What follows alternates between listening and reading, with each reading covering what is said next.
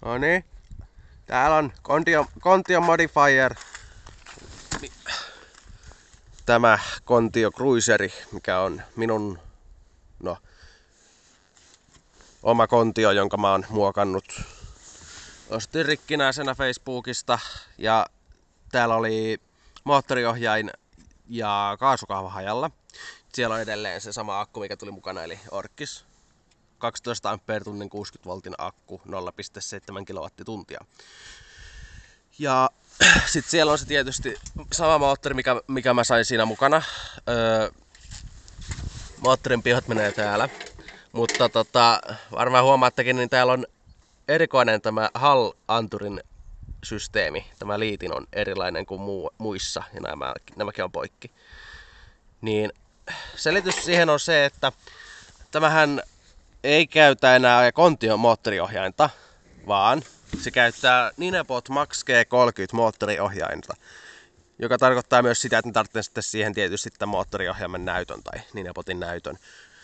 Sitten siellä on Ninebotin jarrukahva on, sitten joku Denverin paskakaasukahva, mikä jää välillä vähän pohjaankin ja ynnä muuta. Keolin tällä 2 kertaa ympärikin, koska kaasukahva jää pohjaan. Ja sitten on perus samat jarrut, mitkä kaupaskin saa Contion kun ostaa. Samat jarrut ja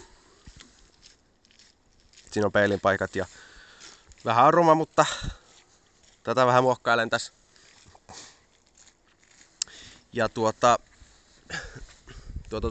2-vetonenkin tää oli yhdessä välissä jo. Nyt tää on pelkästään takavetoinen. Mä ajoin sillä auton kylkeen sillä 2-vetosella mööpelillä. Ja sitten siitä mä jouduin vaihtaa etuhaurukankin uuteen, kun se vääntö tuolta ties mihinkä kaikkialle suuntaan. Niin se on tuolla varastossa se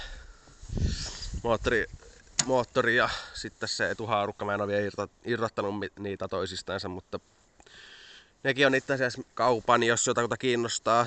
2 kilowattinen 60V moottori.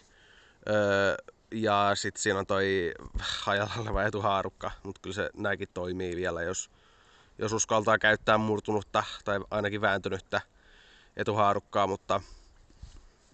Ja sitten tosiaan siinä moottorissa on se ongelma, että siinä on se Hall-sensori hajalla, että ainakaan se ei nopeutta se ei näytä. Ja silleen kun se niin vaikka laittaa tähän näin, niin se niin sanoo koko ajan error-koodia, että siellä on Hall-sensori puuttuu tai on rikki tai vioittunut tai jotakin. Meidän tulee error code 18 eli Hall-sensori ongelma.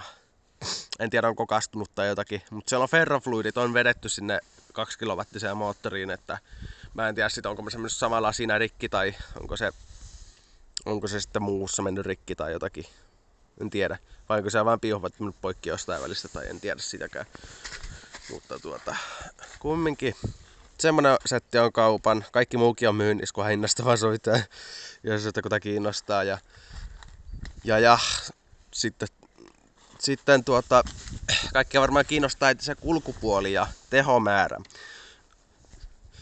Monet varmasti tietää, että nämä Ninebotin moottoriohjaimet, varsinkin Ninebot Maxi, ne on erittäin suosittuja siinä mielessä, että niitä saa softamodattua mukavasti.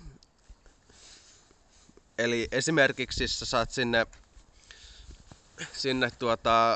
65 ampeeria tehoa ja sitten siellä on joku semmonen speed boost se vissiin laittaa vähän lisää ampeereja ja ilman speed boostia, kun mä koitin tällä ilman rajoitinta niin rengas ilmasta, niin ei se mennyt kuin 40 ehkä tällä akulla, tällä stokki pikkupaska akulla, että 40 tuolla se on saanut. Mut sit kun mä laitan vähän speed boostit täysillä, niin mä sain sitä 90.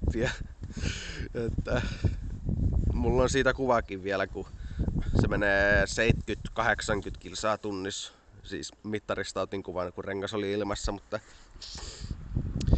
sitten mä olin lähdössä tässä yksi päivä kaverille ja testasin sitten vielä ennen lähtöä ilman rajoitinta huvikseen, että onko paljon se nyt tällä akun määrällä kulkee, kun mä olin lähdössä täydellä akulla, niin 90 se kulki.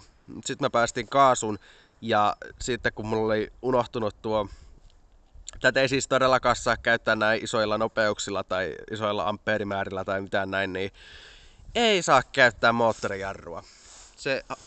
Siellä menee moottoriohjaimesta joka ikinen transistori sitten hajalle. Niin saa, no mulla nyt meni 90 tää rengas silloin, rengas ilmassa ja meni 90, päästin kaasun ja se pisti moottorijarrun päälle, rupesi moottorijarrulle jarruttamaan ja sitten meni kaikki transistorit sieltä ohjaimesta hajalle ja moottoriohjaajan, tai niin moottoriohjaimissa on siitä se niinku tietää, että on moottoriohjaajan tuolla oikosulussa, että moottoria kun liikuttaa niinku silleen, että on piuhat kiinni moottoriohjaimessa, niin se liikkuu niinku raskaasti. Sitä on vaikea liikuttaa. Mutta sitten taas kun ottaa pois, niin se liikkuu tälleen vapaasti. Niin siitä sitten tietää aina, että se on hajalla sit se, tai oikosulussa se ohjain.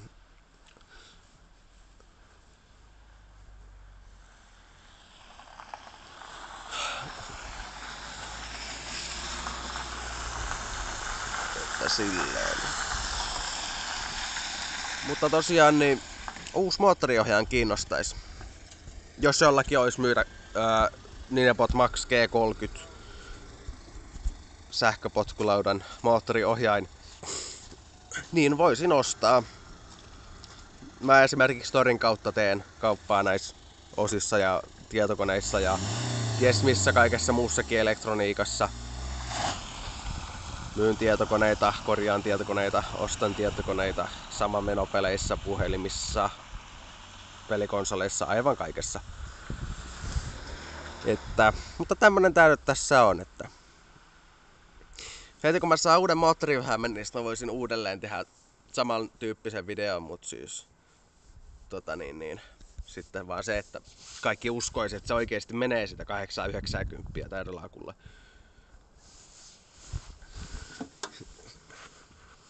Ja sitten taas tuolla 60V alkuperäisakulla, josta ei saa ehkä kuin 30-40 ampeeria enintään irti, niin sillä mä olin jo 2 kertaa ympäri täällä Törnevällä kun asun, niin, tai Kärjessä Eskoossa laitoksessa vielä puolisen vuotta, tuolla Kärjessä päin, eli tässä hyvinkin lähellä parin kilsan päässä, niin olin 2 kertaa peräkkäin ympäri, kun jäi tuo vitun kaasukahva pohjaan, mutta ei käynyt pahemmin. Lakaisojäämä siinä meni vähän kans hajalle. Edestäkin meni silloin, kun mä törmäsin sen auton kylkeen tällä, niin etuhaarukka ja etulokasuoja meni sitten siinä saman tien ja näin päin pois. Mutta joo. Ja tosiaan tuolla 60V-akulla se ei kulje kuin sen 90 maksimissaan täydellä akulla hyvällä säkällä. Mut sitten taas 72-volttisella akulla, josta saa ehkä sen tarvittavan ampeerimäärän, niin tällä voi ihan kunnollakin keulia ja aivan tehdä mitä lystää ja menisi varmasti yli 100 se nopeuskin jo. Ai vittu, mä tykkäisin niin lujaa. Mutta niin, ja 72-volttinen akkukin kiinnostaa. Ei oo väliä minkälainen, ei oo väliä mistä tilattu. Väliaikaisesti vaan joku 72V-akku, joka menisi tänne akkukoteloon tietysti. Eli täällä oli mitat, oliko täällä 10, niinku maksimikorkeus on 10, sitten leveys on niinku, sanotaan nyt vaikka 18 senttiä, 19 senttiä ihan enintään, että mahtuu nämä moottorinkin johdot täältä vielä menemään välistä. Ja sitten pituus sai olla sen 40, vähän alle 40, ihan enintään 40, niin semmonen akkukin kiinnostaa. Mulla toi rahatilanne niin koko ajan vaihtelee, kun mä astan koko ajan lisää osia ja myyn kaikkia koneita ja näin, niin rahaa tuloa ja menee. Tilanteesta riippuen mä voin sit ostaa myös semmosen akun. Mutta erityisesti toi moottoriohjaaja nyt ensin, nyt sais vähän liikettä niveliin tällä. Tää nyt ei sano yhtään mitään, kun mulla on sen transistorit siitä hajalla ja se nyt ei oo edes kiinni tuolla millään lailla, että uusi moottoriohjaan tähän, niin sit se taas liikkuisi ja sitten siellä moottoriohjaimeen, kun saisi vähän jytkymän akun, niin se olisi ihan kiva kans. Tosiaan niin 72V ja ihan vähintään 12 ampere-tuntia, mieluusti 20 tai ylittekin käy. Ihan sama vaikka olisi vaikka joku Kiinan akku tai joku tämmönen, mut kumminkin ihan asiallinen akku. Ja sitten taas jos se on joku Kiinan akku, niin pitää olla aika uusi akku, että ihan maks puoli vuotta vanha. Ihan maks puoli vuotta. Ja BMS siinä pitäisi olla se 100 suoraan, niin ei lopu sitten kaikki tehot kesken, niin 90-100 ampere BMS olisi kiva. Ja liitin tosiaan XT60, niin sitten ei tarvitse mitään ruveta tinailemaan, että mieluusti se XT60 liitin, mutta voin mä siihen sitten itsekin se vaihtaa, jos se ei ole valmiiksi XT60 tai ei ole taitoa vaihtaa tai muuta näin, niin mä voin sen sitten itsekin laittaa, jos joltain ylipäätänsä löytyisi semmonen akku. Et silleesti. Mutta tosiaan, tämmönen tää on mööpeli. Mä tosiaan kesällä rupean sitten tekemään enemmän videoa tästä mööpelistä. Siitä ajelemisesta ja sun muusta. Jes, se olisi sillä selvä tällä erää. Se olisi moro.